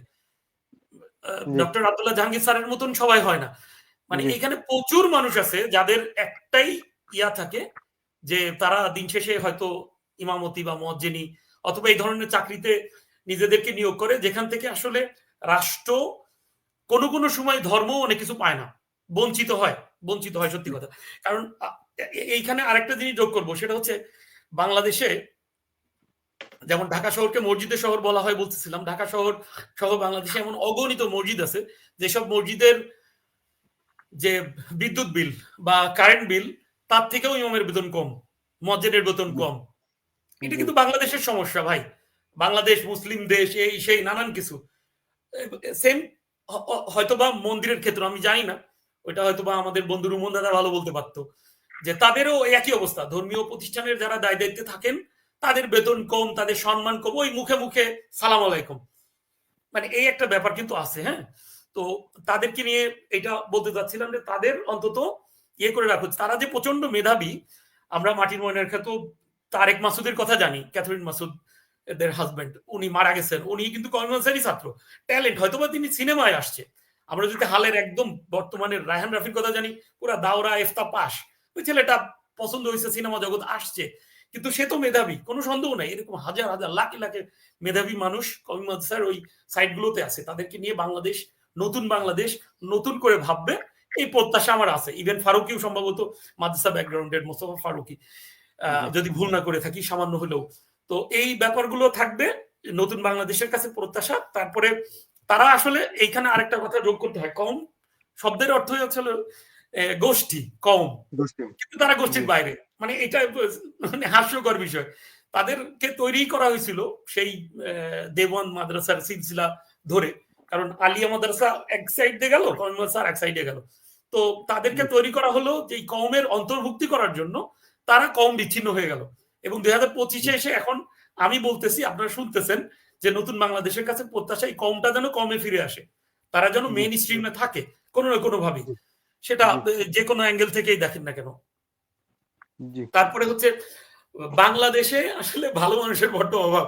এটা শুনতে যদিও কেমন লাগবে, ভালো মানুষ তৈরি হোক, ভালো মানুষ নতুন বাংলাদেশের প্রত্যাশা ভালো মানুষ হিসেবে যাতে গড়ে ওঠে, এবং অবশ্যই অবশ্যই নকল মুক্ত শিক্ষা প্রতিষ্ঠান থাকবে বাংলাদেশে, সেটা বিরাট আকারে প্রত্যাশা। কারণ গত সপ্তাহেই তো রেজাল্ট দিল মনে হয়, অবস্থা তো দেখছেন, প্রায় 5 লাখের উপরে ফেল করছে এসএসসি তে। এটা ভালো হয়েছে, আমি এটা মনে করি এটা ভালো হয়েছে, মানে আগের মতো সব পাশাপাশি। হ্যাঁ, সেজন্য আমি বলতেছি যে নকল মুক্ত শিক্ষা প্রতিষ্ঠান এটা কিন্তু খুব জরুরি হয়ে গেছে আমাদের জন্য। উজ্জ্বল ভাই ডেফিনেটলি একমত হবেন যে নকল মুক্ত। না অবশ্যই আমাদের তো আমাদের শিক্ষাটা দরকার হলো নৈতিক শিক্ষায় শিক্ষিত হওয়াটা খুবই প্রয়োজন বর্তমান বাংলাদেশের জন্য, খুবই প্রয়োজন। সর্ব অগ্রাধিকার ভিত্তিক এই শিক্ষাটা আমাদের প্রয়োজন। তাইলে আমাদের সোনার মানুষ বাইরে হয়ে আসবে, দেশটা সোনার মতন হবে। তাছাড়া কোনো রকমই আপনার সমস্যার সমাধান হবে। অনার্স মাস্টার্স করার দরকার নেই, কেউ এসএসসি পর্যন্ত পড়লো, কিন্তু সে পড়লো, সে জানলো, মানে এসএসসি পর্যন্ত সে নকল মুক্ত একটা শিক্ষার পরিবেশ পাইলো, সেটা দিয়েই তার সারা জীবন সে শিক্ষাটাকে বুঝলো যে না এটা আসলেও খুব দরকার। একবারে যদি যাই, আমরা একসময় শুনছি, আমার দাদার পর্যন্ত আমি কৃষিকাজ কিছু দেখছি, বাংলাদেশের কৃষকের কথা বলবো, আসলে কৃষকরা ন্যায্য মূল্য পায় না। এটা একদম ছোট্ট একটা দেশ আমাদের, এই দেশের নানান রাজনীতিতে তাদের কাছে যথাসময় সার পৌঁছায় না, তারা সেচের ব্যবস্থায় এখনো পিছায়। এই 25 সালে এসেও তাদের দেখাটা খুব জরুরি, কারণ আসলে তাদের হেল্প করলে পুরো বাংলাদেশের কৃষি ব্যবস্থাটা আবার ঘুরে যাবে। তো এখানে আমার মাগরিব নামাজের সময় হয়ে গেছে, আমি কি আর 2-4 মিনিট কথা বলে শেষ করতে পারি? জি জি, অবশ্যই অবশ্যই আপনি শেষ করবেন। আমরাও প্রায় শেষের দিকে আর কি। আমাদের মাগরিব নামাজের সময় ইতালিতে এখন মানে সময় ওভার হয়ে গেছে অনেক আগেই, মানে এখন একটু সময় রয়েছে। তো আমি সর্বশেষ যেটা বলতে চাচ্ছি আর কি, যে বাংলাদেশকে আমূল পরিবর্তন করতে হবে তার নৈতিকতা দিয়ে। আমরা প্রবাসীরা আমাদের প্রত্যাশার কথা বলতে পারবো, আরো বহুদিন বলবো, কিন্তু যতক্ষণ পর্যন্ত সোনার বাংলাদেশ না হবে, সোনার মানুষ না পাবো, আমাদের কোনো প্রত্যাশাই পূরণ হবে না। আমাদের তো এখন সর্বোচ্চ যে দাবি, আমাদের যে গাম জড়ানো টাকা নিয়ে যখন আমরা বাংলাদেশে যাব কোনো একটা কিছু করতে, আমরা তো চাইবো আমরা কোনো লাইনে দাঁড়াবো না, আমরা কোনো মানে সরকারি দপ্তরের এই টেবিল থেকে ওই টেবিলে ঘোরাঘুরি চাইবো না। আমরা চাইবো সুন্দর একটা সুষ্ঠু সিস্টেমের মাধ্যমে আমাদের টাকাগুলো আমরা ইনভেস্ট করতে, কোনো কিছু একটা করতে। এটা তো আমাদের প্রত্যাশা থাকবে, প্রথম প্রত্যাশা থাকবে। কিন্তু আমাদের যদি সোনার দেশ না হয়, আমার দেশে যদি সৎ, নিষ্ঠাবান এবং নেইবান মানে মানুষজন না থাকে, তাহলে তো আমার এই প্রত্যাশা কোনো জীবনও পূরণ হবে না, হবার নয়। এটা কোনো হবার কোনো আমি কোনো মানে কোনো সিস্টেমই দেখি না। জি, আমি জাস্ট উজ্জ্বল ভাই আপনাকে জাস্ট একটু ইনফর্ম করার জন্য, আমরা এর আগেও কথা বলছিলাম, যেটা ফজিলুল্লাহ মিলন বলতেছিল, আমাদের এখানে আসছিল জনাব এম এ রহিম সোহেল ভাই, উনি ইউকে থেকে আমাদের সাথে যুক্ত হয়েছিলেন। উনি প্রবাসীদের দাবিতে অনেকদিন ধরেই কথা বলছেন, যদি আমাদের সাথেও কথা বলেছেন, ওনার দাবি দাওয়াগুলি যেগুলো বলছিল ওভারঅল প্রবাসীদের জন্য যে জিনিসগুলো উনি বলেছিলেন আর কি, এটার মধ্যে একটা যেটা আছে, মানে আমাদের প্রবাসী হিসেবে দেশের থেকে কিগুলি চাই, আমাদের জন্য কি কি হওয়া উচিত, যেহেতু বাংলাদেশের ইকোনমিটা যে টিকায় রাখছে প্রবাসী রেমিটেন্সের উপরে আর কি। আমরাই কিন্তু বাংলাদেশের মানে যাই হোক, যত টাকাই দেশের বাইরে পাচার হোক, চুরি হোক, যাই হোক, তারপরেও কিন্তু আমরা একটা স্টেবল পজিশনে থাকি হচ্ছে তো প্রবাসীদের ইনকামের উপরে। উনি যেটা আমাদের বলছিল আর কি, আমরা যে একসাথে যেটা করেছিলাম, এটার মধ্যে যে এয়ারপোর্টের সার্ভিসের বিষয়টা তো আছেই আমাদের, প্লাস প্রবাসীদের যে ডকুমেন্ট আপনি যেটা অ্যাড করেছিলেন যে মানে পাসপোর্ট করার বিষয়ে, কনসুলেট যে বাংলাদেশের যে দূতাবাসে বিভিন্ন দেশে বাংলাদেশের যে দূতাবাস গুলা, তাদেরকে আমাদের অন্তত আমাদের কাজ মানে পাসপোর্ট সংক্রান্ত বা এই ডকুমেন্ট সংক্রান্ত কাজগুলো আমাদের অত্যন্ত দায়িত্ব সহকারে ওনাদেরকে করতে হবে। পাসপোর্ট ছাড়াও যেমন আছে জন্ম নিবন্ধন আছে, তারপরে আপনার এনআইডি কার্ড আছে, এগুলি বাংলাদেশের ম্যাক্সিমাম মানুষের ভুল। প্রবাসে আসার পরে অনেকেই দেখা যায় যে আমরা অ্যাজাইলাম সিক করে যারা বিভিন্ন অন্যান্য পথে আসে তাদের ক্ষেত্রে কিন্তু পাসপোর্টের ডকুমেন্টটা চেঞ্জ করতে হয়। কিন্তু এটা কিন্তু তারা কোনো চুরি করার জন্য করে না, একজন শ্রমিক হিসাবে আসে, তারা এখানে সেটেল হইতে চায়, তারা কাজ করে যে রেমিটেন্সটা পাঠাবে তা দেশের স্বার্থেই করেন, তার পরিবারের স্বার্থেই করে। তো এই ক্ষেত্রে বাংলাদেশ গভর্নমেন্টের এখন যেমন আপনার জন্ম নিবন্ধন যদি পাল্টানোর ক্ষেত্রে তিনবার অথবা পাল্টানো যায়, তারপর আর পাল্টানো যায় না। তো অনেকেই এই ধরনের প্রবলেমে আছে, অলরেডি কোনো না কারণে ২-৩ বার পাল্টানো হয়ে গেছে, আর পাল্টাইতে পারতেছে না, এখানে ডকুমেন্ট করতে পারতেছে না। তো এই সমস্যাগুলো যদি শুধুমাত্র প্রবাসীদের জন্য গভর্নমেন্ট আলাদা করে করে, তাহলে অনেক প্রবাসীর ক্ষেত্রে মিডল ইস্টে, ইউরোপেও আছে যারা নতুন করে আসতেছে বিভিন্ন অন্য পথে, তাদের জন্য সুবিধা হয়। প্লাস আরেকটা জিনিস যেটা বলছে, প্রবাসীদের যদি অনেকেরই দেখা যায় যে অনেক প্রবাসী আছে তারা দেশে গিয়ে আইন শৃঙ্খলা রক্ষাকারী বাহিনীর সাহায্য নিতে হয়, বা কোনো কারণে ভেজালে পড়ে যায় অনেকদিন দেশে না থাকার কারণে, তাদের কোনো সমস্যার কারণে যদি নিকটবর্তী আইন শৃঙ্খলা রক্ষাকারী বাহিনী বা থানা বা পুলিশ স্টেশনে যেতে হয়, সেই ক্ষেত্রে একটা আলাদা ডেস্ক রাখা হোক, যাতে প্রবাসীদের যেই সমস্যাগুলি আছে এগুলি সলভ করার জন্য কুইক রেসপন্স ডেস্ক এর মতন আলাদা করে এটা করা হলে, কারণ প্রবাসীরা আমরা দেশে যাই অল্প কিছু দিনের জন্য, কেউ 15 দিনের জন্য, 20 দিনের জন্য, 1 মাস 2 মাস, কেউ তার বছরের জন্য যাইতে পারে না। তাদের ডিসিশনটা যদি দ্রুত করা হয়। তারপর আরেকটা জিনিস যেটা বলেছিল, প্রবাসীদের পেনশনের ক্ষেত্রে বলছিল যে পেনশনটা প্রবাসীদের একটা নির্দিষ্ট অ্যামাউন্ট পেনশন এটা ফিক্স করে দেওয়া হোক। সে টাকা পাঠাক না পাঠাক, জমা দেখ ব্যাংকের মাধ্যমে, যে প্রবাসী থাকবে প্রবাসী কল্যাণ মন্ত্রণালয়ের মাধ্যমে তার জন্য একটা পেনশন, সে শেষ বয়সে যদি বাংলাদেশে যায়, সে যতদিন যে সময় সে থাকবে মৃত্যুর আগ পর্যন্ত, সেজন্য বাংলাদেশ সরকার থেকে তাকে একটা পেনশন দেওয়া হয়। আর একটা জিনিস যেটা ছিল সেটা ছিল আপনার বাংলাদেশ সরকারি বন্ডে প্রবাসীদের ইনভেস্টমেন্ট সহজীকরণ। আমরা অনলাইনের মাধ্যমে বাংলাদেশে না গিয়ে অনলাইনের মাধ্যমে যাতে সহজে বন্ডগুলিতে অ্যাপ্লাই করতে পারি, এটা বাংলাদেশ সরকারের জন্য, অর্থনীতির জন্য, বাংলাদেশের ওভারঅল অর্থনীতির জন্য খুব সুবিধাজনক হয় যদি এই জিনিসটা করতে পারে। এছাড়া আরো অনেক জিনিস উনি উল্লেখ করেছিলেন আর কি। মানে এই জিনিসগুলো হচ্ছে মূলত উনি বলেছিলেন এগুলি যদি হয়, প্লাস বাংলাদেশে আমাদের জমানো অর্থ যদি আমরা সহজে এখানে এনে ইনভেস্ট করতে পারি, আবার আমরা এখান থেকে ইনকাম হলে তো আমরা রেমিটেন্স বাংলাদেশে পাঠাই।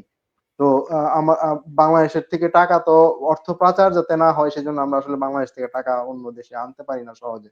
কিন্তু আমরা না আনতে পারলে কি হবে, বাংলাদেশের টাকা তো থাকে না বাংলাদেশের থেকে, যারা চুরি করে তারা তো এইভাবে এমনিতেই চুরি করে, যত আপনি ইয়াই হন আর কি।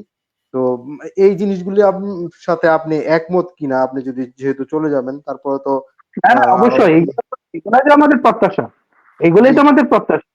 আমরা তো আমরা তো যারা প্রবাসী আছি, যারা রেমিটেন্স যোদ্ধা, তাদের তো এই প্রত্যাশাগুলো পূরণ হলেই তো হয়। আমাদেরকে এর বাইরে আর কিছু চাওয়ার আছে?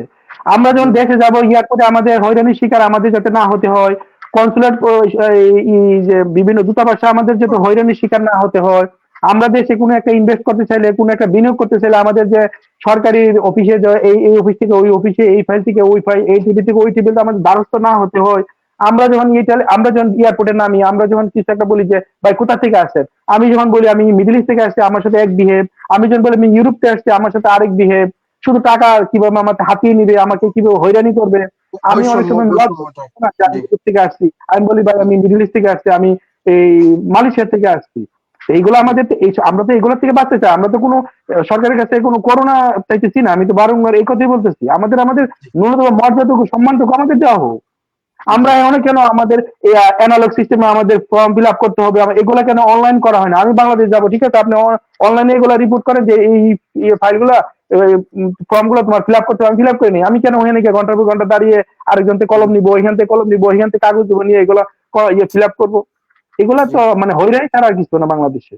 জি ধন্যবাদ জনাব উজ্জ্বল, আপনার ব্যস্ত সময়ের মধ্যে আমাদেরকে সময় দেওয়ার জন্য। আপনি যেহেতু নামাজের জন্য ধন্যবাদ চলে যাবেন, আমরাও সবাইকে প্রায় শেষ আমাকে পর্যায়ে আমন্ত্রণ চলে আসছি। জানানোর জন্য। জি জি আর সবাই প্রবাসী, আমরা সবাই ঐক্যবদ্ধভাবে আমাদের যদি দাবি দেওয়া গুলো আরো একটা প্ল্যাটফর্মে নিয়ে আসতে পারি, সারা বিশ্বে যে যে যে দেশে আমাদের প্রবাসীরা আছি, আমরা সবাই আমাদের দাবি দেবো একটা প্ল্যাটফর্মে নিয়ে এসে আমরা দরকার বলে সরকারের কাছে এগুলা আমরা দিতে পারি, জানাইতে পারি যে এই আমাদের জন্য এইগুলা আমরা আমাদের দাবিগুলা এগুলা সরকারের নজরে আমরা আমরা আনতে পারি। আমার মনে হয় এইভাবে একটা সম্মিলিত প্ল্যাটফর্ম করে সমগ্র বিশ্বে যে দেশে বাংলাদেশে আমরা প্রবাসীরা আছি তাদেরকে সবাইকে মতামত নিয়ে আমরা একটা প্ল্যাটফর্মে আইসা আমাদের দাবি দেওয়াগুলো আমরা একটা ইয়েতি করে আমরা বাংলাদেশ সরকারের কাছে দিতে পারি। তো আমাদের কি আমরা সমস্যা যদিও সরকার সবই জানে, সরকার সবই জানে, কিন্তু আমাদের আমরা একটা ঐক্যবদ্ধ একটা প্ল্যাটফর্ম হয়ে আমরা যদি ঐক্যবদ্ধভাবে আমাদের দাবি দেওয়াগুলা সরকারের কাছে একটা স্মারক আকারে প্রকাশ করি, আমার মনে হয় যে এটা আমাদের জন্য সবার জন্য আরো মানে মঙ্গলজনক হবে আর কি। জি, অবশ্যই। যাওয়ার আগে উজ্জ্বল ভাই, আমি আরেকটা জিনিস ইনফর্ম করতে চাই। আপনারা নিশ্চয়ই জানেন যে এটা আসলে প্রমাণিত হয়েছে গত কয়েকদিন যাবত, যেটা শোনা যাচ্ছিল বাংলাদেশে আমাদের পার্শ্ববর্তী দেশের ষড়যন্ত্রমূলকভাবে 2 লক্ষ কোটি টাকার মতন বাংলাদেশে যেটা অবৈধ টাকা জাল বা টাকা। জাল টাকার যে বিষয়টা, এটা ঢুকানো হয়েছে অলরেডি, এবং অবৈধ অস্ত্র। এই বিষয়ে যদি আপনার পরিবার বা পরিচিত জনকে সাবধান করে দেন, এবং নানা রকম বিশৃঙ্খলা সৃষ্টির জন্য পায়তারা তো হচ্ছেই।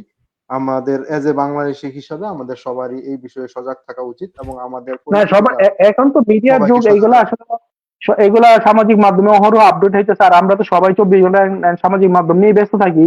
এগুলো জি আসলে আমি আমার জানানোর আগেই মনে হয় বাংলাদেশে সবাই মানে জি যায় না যায় অ্যালার্ট হয়ে যায়, তারপরে সবাই যাতে আরো বেশি অ্যালার্ট হয় এটা আমাদের জি। সবারই দায়িত্ব তারপরে থাকবে তো আর কি, অ্যালার্ট কিছু তো গুজব করা। থাকে, গুজবগুলিও যাতে আমরা কান না হুম। দেই। এই মুহূর্তে আমাদের সবাইকে ঐক্যবদ্ধ থাকাটা উচিত। ধন্যবাদ জনাব উজ্জ্বল ভাইয়ান। ওকে, নিশ্চয়ই ঠিক আছে, সবাইকে ভবিষ্যতে আপনার সাথে অসংখ্য ধন্যবাদ। আবার কথা যারা হবে। দর্শক জি শ্রোতা যারা দেখবেন শুনবেন সবাইকে অসংখ্য ধন্যবাদ। এবং প্রবাসীদের জন্য প্রবাসীদের কল্যাণের জন্য সবাইকে ঐক্যবদ্ধভাবে সম্মিলিতভাবে সবাই যাতে সবার মানে উপকার হয় সেই প্ল্যাটফর্মে আমরা আসতে পারি, এই আশাবাদ ব্যক্ত করে সবাইকে আবারও ধন্যবাদ। জি। আসসালামু আলাইকুম। ওয়ালাইকুম আসসালাম। জনাব ফয়জুল্লাহ, আপনি লাস্ট যদি বলেন এক কথায়। আপনি তো সবই শুনলেন, আমি আপনার কাছে সবকিছুই বললাম যেগুলি আপনিও আগেও দেখেছেন। সব মিলিয়ে যদি একটা লাস্ট 1 মিনিট যদি বলেন আসলে। জনাব ফয়জুল্লাহ, আপনাকে শুনতে পাচ্ছি না। আচ্ছা, শোনা যাচ্ছে তো? হ্যাঁ, বশির ভাইকে মাত্রই যেগুলো আহ, বললা তুমি, এইগুলাই আসলে জি উজ্জ্বল ভাই, জি বেশিরভাগই তো আমাদের জানাই। উজ্জ্বল ভাইও যেটা বললো আসলে অনেক খবরই তো জানা, বা আমাদের প্রবাসী হিসেবে যে প্রত্যাশাগুলো দেখা যাবে প্রবাসে যে যেই প্রান্তে আছে সেই প্রান্ত থেকে তার যে উপলব্ধি, তার যে চিন্তা ভাবনা, সেভাবেই তার প্রত্যাশাটা থাকে। কিছু প্রত্যাশা একেবারেই হুবহু মিলে যায়, যেমন এই যে আমরা তিনজন আলাপ করলাম, হয়তো অনেক ভাই ব্রাদার শুনছেন, তাদের সাথেই প্রত্যেকটা পয়েন্টে পয়েন্টে মিলবে এমনটা হয়তো বা নাও হইতে পারে, কিন্তু জি জি প্রবাসী হিসেবে বেশিরভাগ প্রত্যাশাই এর কাছাকাছি দিয়েই যাবে। জি। আমি যদি বিদেশে মানে কমন দুইটার কথা বলি, তাহলে দেখা যাবে কমন, একদম কমন 2-3টার একদম ভিতরে কমন, সবারই মিলে যাবে। জি, সবার সবারই মিলে যাবে। সবার মিলে যাবে সবাই বেশিরভাগ মিলে যাবে। প্রত্যাশা। যেমন আমি ওগুলো বলতেছিলাম, বলতে বলতে আমি যেটা খুব করে বলতে চাইছিলাম সেটা হচ্ছে বাংলাদেশের খাদ্যে ভেজাল। আমি যেটা জি, হয়তো বা পরে যদি কেউ শোনে, এটা ভয়ংকর অবশ্যই রকম। অবশ্যই ওই শুনবে বিশুদ্ধ অবশ্যই। পানির সাথে এটাও আসলে যুক্ত ছিল। জি ঔষধ এবং খাদ্যে ভেজাল, এই গুলো জিনিস নতুন বাংলাদেশের কাছে প্রত্যাশা। তারপরে খাদ্যে ভেজালটা যাতে দূর হয় বাংলাদেশে। হ্যাঁ, বাংলাদেশে জি প্রত্যেকটা মানুষের বাড়িতে বাড়িতে ওষুধের বাটি। হ্যাঁ, এই জি ওষুধের বাটি থেকে যদি আমরা বের হতে পারি, এই দেশে তো আছি, হয়তোবা আমি 12 বছরে কয়টা ওষুধ খাইছি আমার মনে আছে। সত্যি খুবই কম, জি খুবই কম। এবং এই দেশে থাকার পরে খাবারের ভেজালের কমের কারণেই অনেকগুলা রোগ থেকে মুক্ত। নতুন বাংলাদেশের যেই সরকারই আসুক, সে যাতে এই বিষয়গুলা নিয়ে ভাবে। এই যত কিছুর কথা বললাম, মানুষ প্রবাস থেকে তার প্রত্যাশা ব্যক্ত করবে, দেশের মানুষ তার অধিকার চাবে। জি মূল জিনিসটা তাকে সুস্থ থাকতে হবে তো ভাই। জি জি সে যদি সুস্থই না থাকে, সে জাল টাকা যদি বর্ডার দিয়ে ঢোকে বা অস্ত্র ঢোকে, সে সেটার প্রতিবাদ করবে কি দিয়ে? তার আওয়াজ তো পৌঁছাবে না অসুস্থ মানুষের। সুস্থ থাকার জন্য খাদ্যে ভেজালও কমাইতে হবে, এবং ঔষধে যে ভেজাল হয়, বাংলাদেশের বড় একটা সিন্ডিকেট আছে। আহ, ঔষধে ভেজাল করে তারা, সরকারের পক্ষের হইলে খুব নরমাল একটা কোম্পানি তৈরি করেই অনুমোদন নিয়ে ছেড়ে দেয়। যদিও বাংলাদেশে বিএসটিআই নামে একটা প্রতিষ্ঠান আছে, Bangladesh standard and testing institution, তারা কি করে 1985 সাল থেকে, পাকিস্তান আমলে অন্য নামে ছিল, এই অঞ্চলেই ছিল, 1985 সাল থেকে বাংলাদেশেই আছে। বিএসটিআই কি করছে তুমি আঙ্কেল যদি বলতা? কিছু করতে পারছে? মানে খাবারের ভেজাল কি রুখতে পারছে তারা? ইন্ডাস্ট্রি থেকে যেই মাল উৎপাদন হচ্ছে, ম্যাজিস্ট্রেসি পাওয়ার আমরা মাঝে মাঝে দেখি, খুশি হই, সাধারণ জনগণ ভালো লাগে। একটা ভাইরাল ভিডিও দেখলে ও অমুকে খাবারের ভেজালে অমুক ম্যাজিস্ট্রেট আসছে ধরছে, ওই ভাইরাল হওয়া, ওই সন্তুষ্টটুকুই একেবারে ক্ষুদ্র পর্যায়ে আমাদের জন্য যেন ওইটাই আশার বাণী। কিন্তু না, আমি চাচ্ছি বড় পরিসরে বিএসটিআই আরো সরব হবে। ইন্ডাস্ট্রি থেকে কি উৎপাদন হচ্ছে, যে বিস্কুট আর রুটির গায়ে লেখা থাকবে বিএসটিআই অনুমোদিত, যদি ইনকেস সেখানে কোনো ভেজাল পাওয়া যায় একবারে সরাসরি অফিসে দিয়ে ধরতে হবে, সেটা ইউনিয়ন পর্যায়ে হোক, থানা পর্যায়ে হোক। তারপরে ওটা বের করে ওটা থেকে যথাযথ ব্যবস্থা গ্রহণ করতে হবে। নতুন বাংলাদেশের কাছে তো এই প্রত্যাশা। জি, মূলত আইনের শাসন যেটা আর কি, আইনের যেটা শাসন থাকতে হবে, এই তো আইনের শাসন থাকলেই ইনশাল্লাহ সবকিছু ঠিক হয়ে যাবে। সবকিছু ধন্যবাদ জনাব ফয়জুল্লাহ। আসলে আজকে আমরা অনেক বিষয়ে কথা বললাম। আমাদের সাথে জনাব উজ্জ্বল ভাইয়া ছিলেন, ছিলেন জনাব বশির মালিক, যদিও আমরা নেটওয়ার্কের সমস্যার কারণে আমরা তাকে ভালো শুনতে পাইনি। কিন্তু আহ, যেটা অ্যাড করতে চাই ফয়সাল, সেটা জি হচ্ছে যে দারুণ হচ্ছে, অসম্ভব ভালো লাগতেছে যে একটা ফোরাম আগাচ্ছে, যেটা প্রবাসী বা তোমার যেই প্ল্যাটফর্মটা শুরু করছো এটা কন্টিনিউ করতে থাকো। অনেক অনেক শুভকামনা জি থাকবে। যদি এটা আমি লাস্টে বলতাম, মনে মানে বলার ইয়াটা রাখতে বললাম না, মনে হয় আগেই বলে রাখি। সেটা হচ্ছে ভবিষ্যতে জিলুর ধন্যবাদ রহমান ধন্যবাদ। যদি হও দারুণ হবে। তৃতীয় মাত্রা না হোক অন্তত। প্রবাসে কিন্তু প্রচুর মানুষ, আমরা এই কথাগুলো শুনতে চাই, প্রবাসীর জি কথা। জি, না এটা আমি একাডেমিক হয়তো হয় ইনশাআল্লাহ। বলতাম আজকে, কারণ আমি অলরেডি ব্যক্তিগতভাবেই অনেকে প্রশ্ন করেছেন উদ্দেশ্য কি, আমার কি করতে চাই বা অন্যান্য কিছুই। এক্স্যাক্টলি। আসলে কেমন বাংলাদেশ চাই আমরা, আসলে এটা খুব সিম্পল একটা জিনিস। এটা নামটার সাথেই এটার সম্পৃক্ততা সবকিছুই। আমরা আসলে জড়িত। বাংলাদেশটা কেমন চাই আমরা, মানে একটা সাধারণ মানুষ। আর এটার প্ল্যাটফর্মটা আসলে সর্বসাধারণের জন্য। যে কেউ যে কোনো বিষয়ে, বাংলাদেশের বিষয়ে এখানে কথা বলতে পারবে। আসলে এক্স্যাক্টলি, এক্স্যাক্টলি। হ্যাঁ। এই কেমন বাংলাদেশ চাই আমরা, এটা কে সীমানাটা কোন অনেক বড়। ভাষায় কে কোন ভাষায় কথা বলছে, তার উচ্চারণ কেমন, বা সে কথা বলতে পারছে কি পারছে না, তার মনের নাথিং, ভাবটা, নাথিং। বাংলাদেশটা নিয়ে সে তার মনের ভাবটা হ্যাঁ, ফুটিয়ে তুলতে, তার তার চাওয়াটা বলতে পারাটাই আসলে মূল উদ্দেশ্য আর কি।